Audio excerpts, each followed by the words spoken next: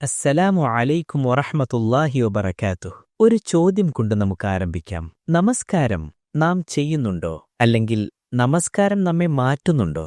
നാം ദിവസവും 5 പ്രാവശ്യം നിൽക്കുന്നു, തക്ബീർ പറയുന്നു, റുക്വഅ ചെയ്യുന്നു, സജ്ദയിൽ വീഴുന്നു. പക്ഷേ ഹൃദയം കൂടെയുണ്ടോ? നമസ്കാരത്തിൽ നിൽക്കുമ്പോൾ ശ്രദ്ധിച്ചിട്ടുണ്ടോ? ചിന്തകൾ എവിടെയൊക്കെ പോകുന്നു? ഇന്നത്തെ ജോലിയിലേക്ക്, ഫോൺ നോട്ടിഫിക്കേഷനുകളിലേക്ക്, സംസാരിച്ച വാക്കുകളിലേക്ക്, പറയാനിരിക്കുന്ന കാര്യങ്ങളിലേക്ക്. നമസ്കാരം തീർന്നപ്പോൾ എന്ത് ആയത്ത് വായിച്ചുവെന്ന് ചോദിച്ചാൽ നമുക്ക് തന്നെ ഓർക്കാനാകാത്ത നിമിഷങ്ങളുണ്ടാകുന്നില്ലേ? അപ്പോൾ ചോദ്യം ഇതാണ്: നമസ്കാരം നിൽക്കുന്നില്ലേ? അല്ലെങ്കിൽ നാം നമസ്കാരത്തിൽ നിൽക്കുന്നില്ലേ? ഇത് ഒരു കുറ്റപ്പെടുത്തൽ വീഡിയോ അല്ല, ഇതൊരു ഉണർത്തൽ വീഡിയോ ആണ്. കാരണം നമസ്കാരം ശരിയാകാതെ പോയാൽ ജീവിതം പതുക്കെ ശൂന്യമായി പോകും. അകത്തൊരു അസ്വസ്ഥതയുണ്ടാകും, അറിയാത്തൊരു ഭാരവും, ശാന്തിയില്ലാത്ത ഒരു മനസ്സും. പക്ഷേ നാം തെറ്റായിടത്ത് പരിഹാരം തേടുന്നു. കൂടുതൽ വിനോദം, കൂടുതൽ സ്ക്രോൾ, കൂടുതൽ സംഭാഷണം. പക്ഷേ ആത്മാവിന്റെ വിശപ്പ് ഒന്നുകൊണ്ടും തീരുന്നില്ല.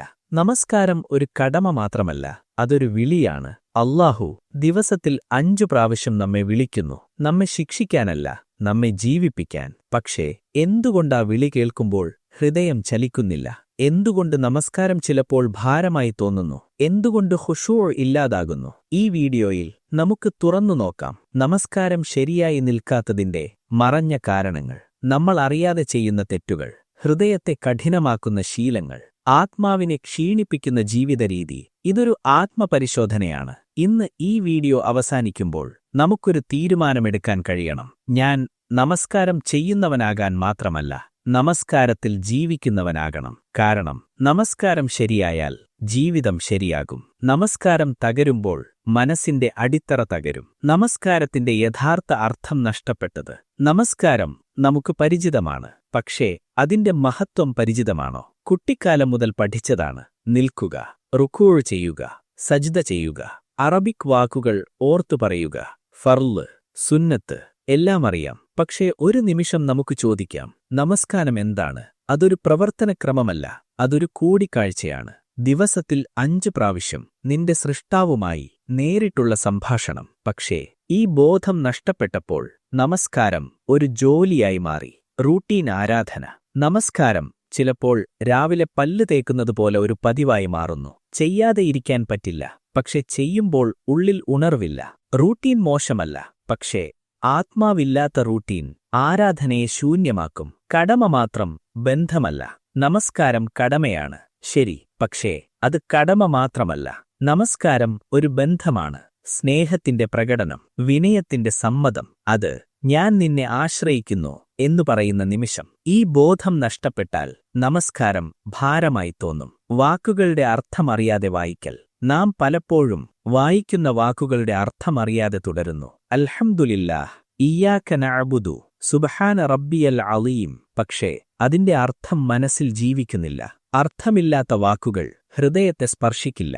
ഒരു കത്ത് കിട്ടിയാൽ അതിലെ വാക്കുകൾ മനസ്സിലാകണം. അപ്പോഴാണ് അതിന്റെ വില അറിയുക. നമസ്കാരം ഒരു കത്തുപോലെയാണ്, നമ്മുടെ ഹൃദയത്തിനയച്ചത്.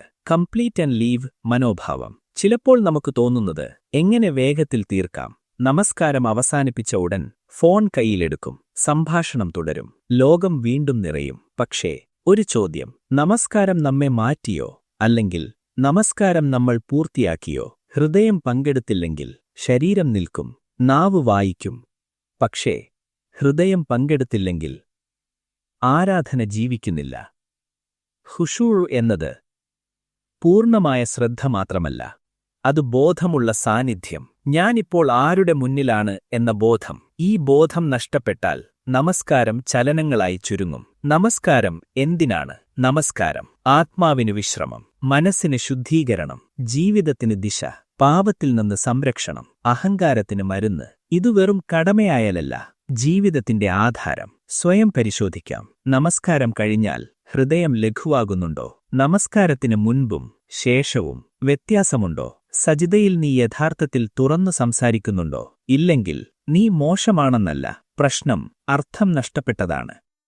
നിയ്യത്ത് ദുർബലമായപ്പോൾ നമസ്കാരത്തിന്റെ പുറംഭാഗം ശരിയായിരിക്കാം, പക്ഷേ ഉള്ളിലെ ഉദ്ദേശം ദുർബലമായാൽ ആരാധനയുടെ ആത്മാവ് ക്ഷീണിക്കും. നിയ്യത്ത് അത് നമസ്കാരത്തിന്റെ ഹൃദയമിടിപ്പാണ്. ഹൃദയമില്ലാതെ ശരീരം നിൽക്കുന്നില്ല. നിയ്യത്തില്ലാതെ നമസ്കാരം ജീവിക്കുന്നില്ല. എന്താണ് നിയ്യത്ത്? നിയ്യത്ത് വെറും വാക്കല്ല, അതൊരു ദിശയാണ്. ഞാൻ എന്തിനാണ് നിൽക്കുന്നത്? ഈ ചോദ്യം തന്നെ നിയ്യത്തിന്റെ തുടക്കം. ഭയത്തിൽ നിന്നോ, ശീലത്തിൽ നിന്നോ, മറ്റുള്ളവരെ കാണിക്കാനോ, അല്ലെങ്കിൽ അല്ലാഹുവിനോടുള്ള അടുപ്പത്തിനായോ? ശീലം മാത്രമായപ്പോൾ. കുട്ടിക്കാലം മുതൽ പഠിച്ചതിനാൽ നമസ്കാരം ഒരു പതിവായി തുടരാം. പതിവ് നല്ലതാണ്, പക്ഷേ ഉദ്ദേശമില്ലാത്ത പതിവ് അറിവില്ലാത്ത ചലനമാകും. ഓരോ തക്ബീറും ഒരു ബോധമുള്ള തീരുമാനമാകണം. ഇപ്പോൾ ഞാൻ ലോകം പിന്നിലാക്കി അല്ലാഹുവിലേക്ക് തിരിയുന്നു. മറ്റുള്ളവരുടെ മുന്നിൽ മാത്രമോ? ചിലപ്പോൾ മസ്ജിദിൽ ശ്രദ്ധയോടെ നിൽക്കും, വീട്ടിൽ വേഗത്തിൽ തീർക്കും. മറ്റുള്ളവർ ഉണ്ടെങ്കിൽ നമസ്കാരം ഭംഗിയാകും, ഒറ്റയ്ക്കാണെങ്കിൽ വേഗം കൂടും. ഇതൊരു സൂചനയാണ് നമ്മുടെ ഉദ്ദേശം പൂർണ്ണമായി ശുദ്ധമല്ലെന്ന്. ആരാധനയുടെ ഗുണമേന്മ ആൾക്കൂട്ടത്തെ ആശ്രയിക്കരുത്, കടമ ഒഴിവാക്കാൻ മാത്രം. ചിലപ്പോൾ നമസ്കാരം ചെയ്യാതിരിക്കാനാവില്ല എന്ന മനോഭാവത്തിൽ ചെയ്യപ്പെടുന്നു. ചെയ്തു തീർക്കാം, ഇതൊരു രക്ഷപ്പെടൽ മനോഭാവമാണ്. പക്ഷേ നമസ്കാരം ശിക്ഷ ഒഴിവാക്കാൻ മാത്രമല്ല, കരുണ നേടാനാണ്. ഹൃദയം പങ്കാളിയാകുന്ന നിമിഷം, നിയ്യത്ത് ശക്തമാകുമ്പോൾ നമസ്കാരം മാറും. നീ നിൽക്കുമ്പോൾ നിനക്കൊരു ബോധമുണ്ടാകും, ഇത് എന്റെ സമയമാണ്, എന്റെ റബ്ബുമായി. ആ ബോധം വന്നാൽ ചിന്തകൾ പതുക്കെ ശാന്തമാകും. സ്വയം ചോദിക്കാം, ഞാൻ ആരെ സന്തോഷിപ്പിക്കാൻ നിൽക്കുന്നു? നമസ്കാരം കഴിഞ്ഞാൽ എന്റെ ഉള്ളിൽ എന്താണ് മാറുന്നത്? ഞാൻ നിൽക്കുമ്പോൾ എന്റെ മനസ്സ് എവിടെയാണ്? ഈ ചോദ്യങ്ങൾ കുറ്റപ്പെടുത്തലല്ല, ഇത് ഉണർത്തലാണ്. നിയ്യത്ത് പുതുക്കാനുള്ള മാർഗം. ഓരോ നമസ്കാരത്തിനും മുമ്പ് ഒരു ചെറിയ നിമിഷം നിശബ്ദമായി നിൽക്കുക. ഹൃദയത്തിൽ പറയുക, യാ അല്ലാ, ഇത് നിന്നുവേണ്ടിയാണ്. അത്രമാത്രം മതി, പക്ഷേ സത്യസന്ധമായി. ഹലാൽ ഹറാം ജീവിതത്തിന്റെ സ്വാധീനം. നമസ്കാരം ശരിയായി നിൽക്കാത്തതിന്റെ ചില കാരണങ്ങൾ മുസല്ലയിൽ തുടങ്ങുന്നതല്ല, അത് ജീവിത രീതിയിൽ തുടങ്ങുന്നു. നമ്മുടെ ദിവസവും നടക്കുന്ന തിരഞ്ഞെടുപ്പുകൾ. ആരാണ് നമ്മെ സ്വാധീനിക്കുന്നത്? എന്താണ് നമ്മൾ സ്വീകരിക്കുന്നത്? എന്താണ് നമ്മൾ ഉപേക്ഷിക്കുന്നത്? ഇവയെല്ലാം നമസ്കാരത്തിന്റെ ഗുണമേന്മയെ നേരിട്ടു ബാധിക്കുന്നു. ഹലാൽ ജീവിതം ആത്മാവിന്റെ പ്രകാശം. ഹലാൽ വരുമാനം, ഹലാൽ ബന്ധങ്ങൾ, ഹലാൽ ഭക്ഷണം, ഹലാൽ ഇടപാടുകൾ, ഇവ ഹൃദയത്തിന് തെളിച്ചം നൽകും. അത്തരം ഹൃദയം നമസ്കാരത്തിൽ നിൽക്കുമ്പോൾ ഒരു സ്വാഭാവിക ലഘുത്വം അനുഭവപ്പെടും. കുറ്റബോധമില്ല, ഒളിപ്പിക്കേണ്ട ഭാരമില്ല. ഹറാം ശീലങ്ങളുടെ മറഞ്ഞ സ്വാധീനം. ചില പാവങ്ങൾ നമുക്ക് ചെറുതായി തോന്നാം. അന്യായം ചെയ്ത വരുമാനം, ആരെയെങ്കിലും വേദനിപ്പിച്ച് നേടിയ നേട്ടം, സ്ഥിരമായി തുടരുന്ന ഒരു തെറ്റ്, സ്വകാര്യമായി ചെയ്യുന്ന പാപങ്ങൾ. ഇവ നേരിട്ട് നമസ്കാരം നിർത്തില്ല, പക്ഷേ ഹൃദയത്തിന്റെ രുചി മാറ്റും. പതുക്കെ ആരാധനയുടെ മധുരം കുറയും. പാപവും ഹൃദയത്തിന്റെ ഭാരവും. ഒരു തെറ്റ് സംഭവിച്ചാൽ അത് ഹൃദയത്തിൽ ഒരു അടയാളമുണ്ടാക്കും. തൗബയില്ലാതെ അത് തുടരുമ്പോൾ ആ അടയാളം കട്ടിയാകും. അപ്പോൾ നമസ്കരിക്കാൻ നിൽക്കുമ്പോൾ ആന്തരിക ശാന്തത ലഭിക്കാതെ ഒരു അസ്വസ്ഥത തോന്നും. ഇതല്ലാഹുവിന്റെ ശിക്ഷയല്ല, ഹൃദയത്തിന്റെ സ്വാഭാവിക പ്രതികരണം. അനീതിയും ആരാധനയും. ഒരു മനുഷ്യൻ പുറത്ത് നമസ്കാരത്തിൽ ശ്രദ്ധാലുവാകാം, പക്ഷേ ജീവിതത്തിൽ അനീതിയുണ്ടെങ്കിൽ ആരാധന പൂർണ്ണമാകില്ല. വാക്കുകളിൽ സത്യസന്ധതയില്ലെങ്കിൽ സജ്ദയുടെ ആഴം കുറയും. മറ്റുള്ളവരുടെ അവകാശം ലംഘിച്ചാൽ ദുആയുടെ സ്വരം മങ്ങും. ഹലാൽ ജീവിതം ആരാധനയ്ക്ക് അടിത്തറയാണ്. ഹലാൽ ഹറാം ആത്മീയ ബന്ധം. നമസ്കാരം ഒരു വിളക്കുപോലെ, ജീവിതം അതിനിന്ധനമാണ്. ഇന്ധനം മലിനമായാൽ പ്രകാശം മങ്ങും. ജീവിതം ശുദ്ധമായാൽ ആരാധന പ്രകാശിക്കും. മാറ്റത്തിന്റെ തുടക്കം. നമസ്കാരം ദുർബലമെന്ന് തോന്നുമ്പോൾ വെറും ഖുശൂ മാത്രം അന്വേഷിക്കേണ്ടതില്ല. ജീവിതം പരിശോധിക്കണം. എന്റെ വരുമാനം ശുദ്ധമാണോ? എന്റെ ബന്ധങ്ങൾ നീതിയുള്ളതാണോ? എന്റെ സ്വകാര്യ ശീലങ്ങൾ ഹലാലാണോ? ഈ ചോദ്യങ്ങൾ ആരാധനയെ ശക്തമാക്കുന്ന വഴിയാണ്. തൗബയുടെ ശക്തി.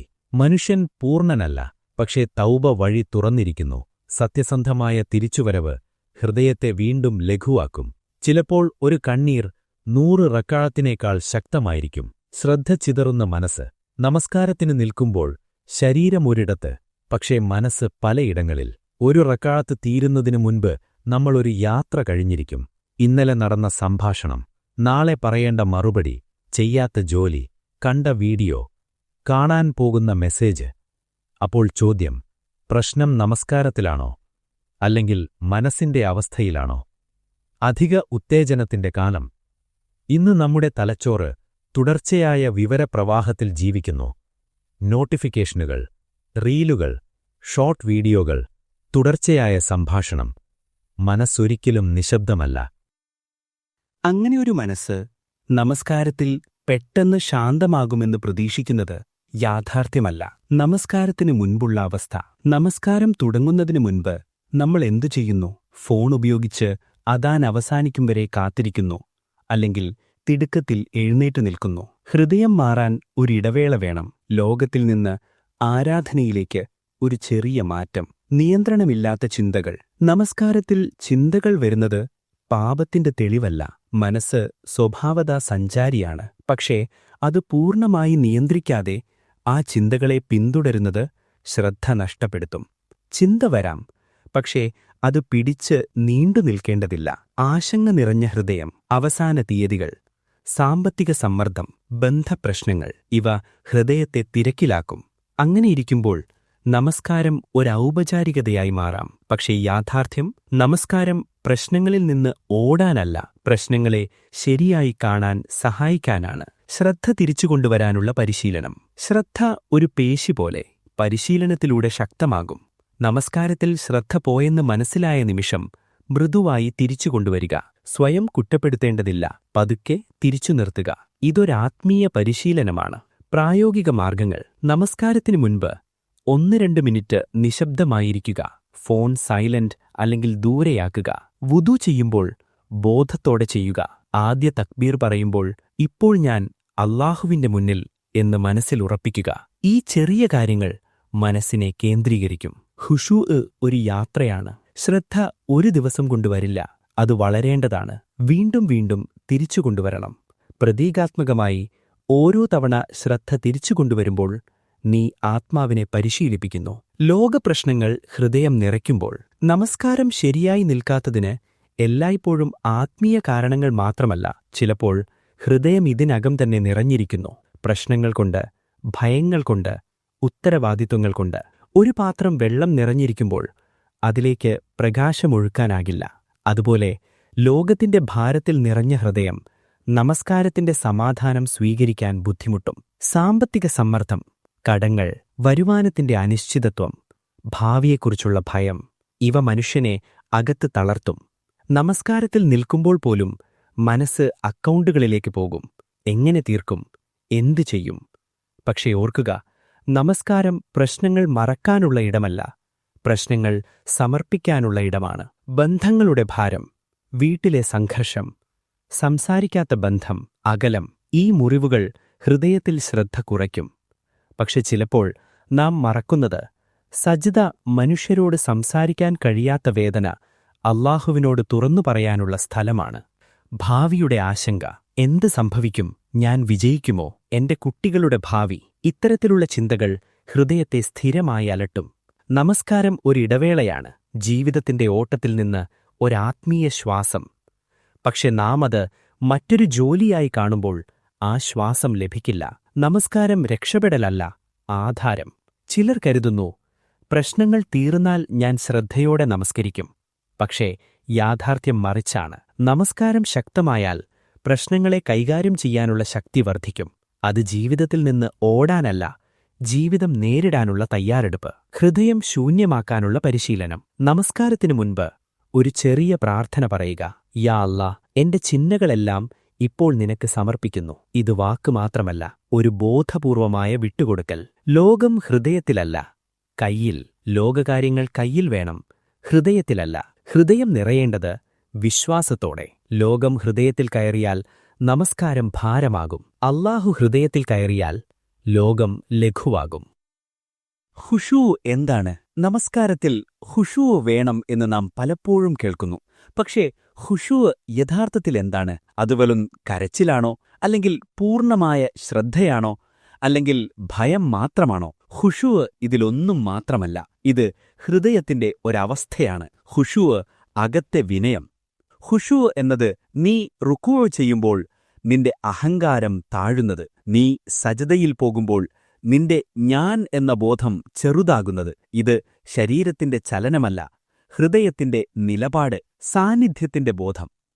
ഖുശൂ ഉള്ളപ്പോൾ നീ എന്താണ് ചെയ്യുന്നത് എന്നറിയുന്നു. ഞാനിപ്പോൾ ആരുടെ മുന്നിലാണ്? ഈ ചോദ്യം ജീവിക്കുന്നു. അത് ഭയത്തോടെ മാത്രമല്ല, ബഹുമാനത്തോടെയും. സ്നേഹത്തോടെയും. അല്ലാഹുവിന്റെ മഹത്വം മനസ്സിലാക്കുമ്പോൾ സ്വാഭാവികമായി ഹൃദയം മൃദുവാകും. ശ്രദ്ധയും ഖുശൂവും വ്യത്യസ്തം. പൂർണ്ണമായ ശ്രദ്ധയുണ്ടെങ്കിൽ ഖുശൂ ഉണ്ടാകാം. പക്ഷേ ചെറിയ ശ്രദ്ധ ചിതറലുകളുണ്ടായാലും ഖുശൂ ഇല്ലെന്ന് പറയാൻ കഴിയില്ല. ഖുശൂ പൂർണ്ണ നിശ്ശബ്ദതയല്ല, അത് ഉള്ളിലെ ദിശയാണ്. ശ്രദ്ധ പോയാലും മൃദുവായി തിരിച്ചുകൊണ്ടുവരുന്ന ആ ആത്മീയ വിനയം, അതാണ് ഖുശൂവിന്റെ ഭാഗം. ഖുശൂ വരാത്തത് പരാജയമല്ല. ചിലപ്പോൾ നമുക്ക് തോന്നും, എനിക്ക് ഖുശൂ ഇല്ല, എന്റെ നമസ്കാരം വില കുറഞ്ഞതാണ്. ഇത് ശരിയായ ധാരണയല്ല. ഖുശൂ ഒരു സമ്മാനം പോലെ വരാം, പക്ഷേ അതൊരു പരിശീലനത്തിലൂടെ വളരുന്ന അവസ്ഥയാണ്. നീ ശ്രമിക്കുമ്പോൾ അല്ലാഹു അതിനെ കാണുന്നു. ഖുശൂവിന്റെ അടയാളങ്ങൾ: നമസ്കാരത്തിൽ വേഗം കുറയുന്നു, സജിദ നീളുന്നു, വാക്കുകളുടെ അർത്ഥം ചിന്തിക്കാൻ ശ്രമമുണ്ടാകുന്നു. നമസ്കാരം കഴിഞ്ഞാൽ ഹൃദയം ലഘുവാകുന്നു, പാപങ്ങളിൽ നിന്ന് അകലം തോന്നുന്നു. ഇവയെല്ലാം ആന്തരിക മാറ്റത്തിന്റെ സൂചനകളാണ്. ഖുശൂ വളരാൻ എന്തു വേണം? 1. നമസ്കാരത്തിനു മുമ്പ് മനസ്സിനെ ശാന്തമാക്കൽ. 2. ആയത്തുകളുടെ അർത്ഥം മനസ്സിലാക്കൽ. 3. ഓരോ സജ്ദയിലും വ്യക്തിപരമായ ദുആ ചേർക്കൽ. 4. ജീവിതത്തിൽ വിനയം വളർത്തൽ. ഖുശൂ മുസല്ലയിൽ മാത്രം ജനിക്കുന്നില്ല. ജീവിതത്തിൽ വിനയമുണ്ടെങ്കിൽ നമസ്കാരത്തിൽ അത് പ്രതിഫലിക്കും. ഖുശൂവും സ്നേഹവും: അല്ലാഹുവിനെ ഭയപ്പെടുക മാത്രമല്ല, അവനെ സ്നേഹിക്കുക. സ്നേഹമുള്ള ബന്ധത്തിൽ സംഭാഷണം ജീവിക്കുന്നു. നമസ്കാരം ഒരു ശിക്ഷാമുറിയല്ല, അതൊരു സ്വകാര്യ കൂടിക്കാഴ്ചയാണ്. ശരീരവും ആത്മാവും തമ്മിലുള്ള ബന്ധം. നമസ്കാരം ആത്മീയ പ്രവൃത്തിയാണ്, പക്ഷേ അത് ശരീരത്തിലൂടെയാണ് നടക്കുന്നത്. അതുകൊണ്ട് ഒരു സത്യം മനസ്സിലാക്കണം: ശരീരം ക്ഷീണിച്ചാൽ ആത്മാവ് ശ്രദ്ധ നഷ്ടപ്പെടുത്തും. നമസ്കാരം വെറും മനസ്സിന്റെ കാര്യമായി കാണുന്നത് പൂർണ്ണമായ ചിത്രമല്ല. ശരീരം, മനസ്സ്, ആത്മാവ് ഇവ ഒറ്റ മൂലയിലാണ് പ്രവർത്തിക്കുന്നത്. ഉറക്കം കുറയുമ്പോൾ രാത്രി വൈകി ഉറങ്ങുന്നു. സ്ക്രീൻ മുമ്പിൽ മണിക്കൂറുകൾ. രാവിലെ ക്ഷീണിതമായ ശരീരം. അങ്ങനെയിരിക്കുമ്പോൾ ഫജറിൽ ശ്രദ്ധ പ്രതീക്ഷിക്കുന്നത് ബുദ്ധിമുട്ടായിരിക്കും. ശരീരം തളർന്നിരിക്കുമ്പോൾ ആത്മീയ ഏകാഗ്രത സ്വാഭാവികമായി കുറയും. ഭക്ഷണശീലങ്ങളുടെ സ്വാധീനം: അധിക ഭക്ഷണം, ഭാരമുള്ള ഭക്ഷണം, അക്രമമായ ഭക്ഷണക്രമം ഇവ ശരീരത്തെ മന്ദമാക്കും. നമസ്കാരത്തിൽ നിൽക്കുമ്പോൾ ഭാരം തോന്നാം. ശരീരം വേഗം തീർക്കാൻ ആഗ്രഹിക്കും. ലഘുവായ ശരീരം ലഘുവായ ആരാധനയ്ക്ക് സഹായിക്കും.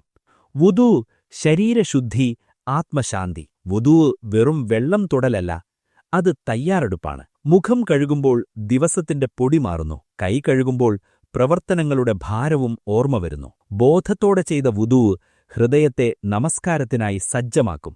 പിടുക്കത്തിലുള്ള വുദൂ തിടുക്കമുള്ള നമസ്കാരത്തിലേക്ക് നയിക്കും.